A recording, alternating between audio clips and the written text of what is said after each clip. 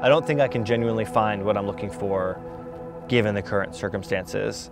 I think we could meet during this time and progress during this time, but I wouldn't make it, I wouldn't necessarily jump to assuming that he's gonna be my husband without several other tests that we can't do. Let's face it, dating is weird right now. Even though we can meet up with people again, social distancing plus constantly changing rules means that dating can be kind of awkward and really confusing to navigate. I'm not sure if it's really working for me. So I'm going to interview a series of single people to hear their thoughts. Can you find a relationship and make it work? What's happening to hookup culture?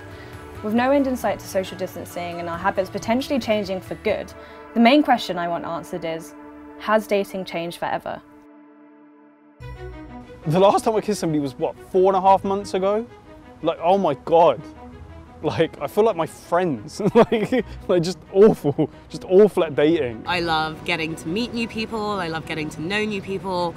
I really like discovering new things with people, and when they're already enthusiastic about it and I can kind of enjoy that through them and really experience new things because I'm getting to know them, it's just a wonderful experience, and I think that's kind of one of the main aspects of dating that I really love.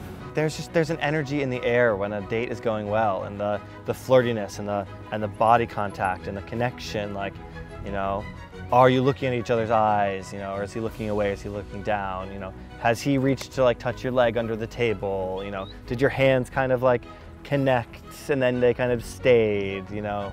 It's a lot harder to get that and to feel that under restrictions and guidelines. When lockdown was first announced, I felt pretty lonely because I'm a social person and I really liked going on dates and I liked having activities to do, and I like the idea of a monogamous relationship kind of more than ever right now. You know, there was that the kind of cliche about finding someone to settle down with for the pandemic, because people were really, really lonely in the pandemic. You can have all the friends in the world, but you can still feel very, very isolated. When we first entered into the pandemic, one of the things I was legitimately considering was, oh, okay, I'm just going to have to be a monk now. Like, like I got very well acquainted with myself. I still don't know if my flatmate can hear my vibrator, but I hope not. I feel the way that people used to be able to meet people was by going out, or not just in bars and clubs, but hobbies and communities, and you wouldn't necessarily just sit in your room swiping to get to the kind of people that you might want to have relationships with. As lockdown began to really come into play, I was really focused on continuing to build at least the emotional connections I had with people, still kind of keeping up conversation, still having play, but exploring play digitally. I started exploring myself through different routes as well. So there are a lot of incredible workshops that I joined, which were sex positive, which I think is something I think is really important. And if I wasn't getting laid, then I really required some other kind of sexual release, and actually just talking and conversing and engaging and learning about sex. The first video date I had was okay. We just kept like talking over each other, and I think it's hard to like establish a connection. Like nothing else is going to happen because you've sterilised the environment. Nobody's going to walk in on you. A waiter's not going to talk funny that you can like sort of take the mickey out of. So there's very, very little to react. It is literally just an interview. You're interviewing for a position of maybe some very, very disappointing Skype sex. I think I was quite intrigued because I guess I had quite a few friends talk about it and say it's kind of an odd experience, but then I had some friends saying that they actually really enjoyed it. And so I just kind of wanted to see. Understanding what a dom-sub connection could look like digitally, and someone controlling me and asking me to sit down and stand up and close my eyes, and me doing the same to them, to practicing tying myself up, Japanese shibari, but doing techniques on my own, to writing smutty love letters to people I was crushing on. Like it was so dope. I did so much and I met really cool people. I do think there are great things that Zoom dating can bring, and it works for people. Lots of people Especially if you're someone who's looking for something more romantic and more long-term commitment, that kind of connection, great. For me, not so much. I'm a pretty tactile person. So for me, in order to like know a date is going well, you know, it's like, you know, if we're having a date here, you know, it's like you scooch in a little bit closer, or like your feet kind of touch, or like your arms touch a little bit. And so you kind of get the sense of where something is going and if they're feeling it too. So yeah, on a video chat when I'm just like sitting in my bed and trying to be flirty, but you can't even like, I don't know, it's like an awkward way to crack a joke. It just didn't work. I do think we've often seen technology as a hindrance for connection. So to flip it and be like, well, these are all the ways and routes that you can still connect with people because we can't have physical proximity and physical touch. I, you know, tried swiping and, you know, had all the apps and stuff, and it was like, well, what's the point of being on Grindr? Like, it's a hookup app. I'm not having anyone come over and I'm not going anywhere. So there's literally no point of that. I was jealous of people that like had a companion to kind of lock down with. Like, having a bunch of horny people on one app is just exhausting. It's so depressing because you're really horny, they're really horny, and it just becomes like this angry, confused mating ritual.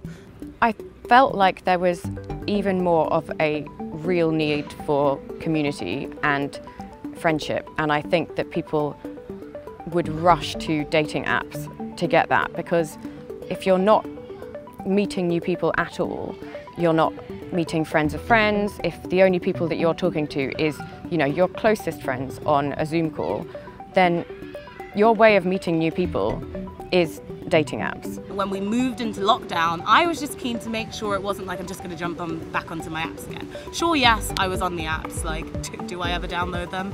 I mean, rather, do I ever delete them? Like, no. But it was more about understanding, like, what other ways can I talk to people? What can I meet people? Can I connect with people? So I formed a community called Queer Culture Club. The idea was before the pandemic, and the pandemic just really kick-started into action. And as we've now transitioned into real life, it has really exploded. And the idea is just to have a kind of inclusive community for people, a space for people that just isn't romance-focused. I think the day we were allowed to sit in parks, things changed a little bit, and that's when I would start going. I started like a few more dates then, because we could still sit far away from each other and like not have the risk of, you know, breaking any restrictions, but we could sit down and actually chat face to face. Physical contact is immediately off the table. So you're like, well, how do I go about this and what to expect? And I did eventually go on a couple dates, and 2 dates with the same person, socially distanced, so in real life and socially distanced, and it felt weird. The first date I went on post-lockdown, it ended up being a really nice date, but for the first 20 minutes of that, I was concerned I'd forgotten how to socialise. Like, you're laughing, but I'm being absolutely for real. Like, I couldn't keep a conversation going. I was still in that very, like, not even one-word answers, it was just very closed-ended answers. It took me about 20 minutes to relax into it. We're gonna meet and have an awkward date, and then, you know, at the end of the day, I'm gonna look at you, you're gonna look at me, and then I'm gonna look down at your lips, and oh wait, there's a mask. Like, that legitimately happened as I was saying goodbye to someone. It's like, oh, that is not a thing that I considered in this whole scenario. I just got cock-blocked by a mask. I eventually, shockingly, hugged on the second date. And the thought of saying that, let's just stop. I hugged on the second date. It's taking longer for, you know, relationships to grow because there's like less to do. Like, how many times can you sit in the park as a date? Like, if you're truly dating someone, you want to like get multiple different experiences and you know, have them meet your friends eventually, and have like, you know, bring them to a friend's birthday party, and it's just so hard to do that right now. So you can't fully get to know someone. To be honest, I don't really know anyone who's killing it in the dating game right now. I don't know many single people who are living their best dating life, let's say, at the moment. So I think once we're able to go back to normal, I think we're gonna kind of like rush to get there so that we can do the things that we used to do. Having heard the experiences of Jeff, Zara, Preet, Ellie and Beliza, I was really curious to get down to the question, has dating changed forever? I think dating's changed for the medium term, which is a cop-out answer, I know. But, because in the short term, it's definitely changed because, you know, all of the social distancing stuff. But I think in the medium term, so probably for like next year or so, I think it's definitely changed.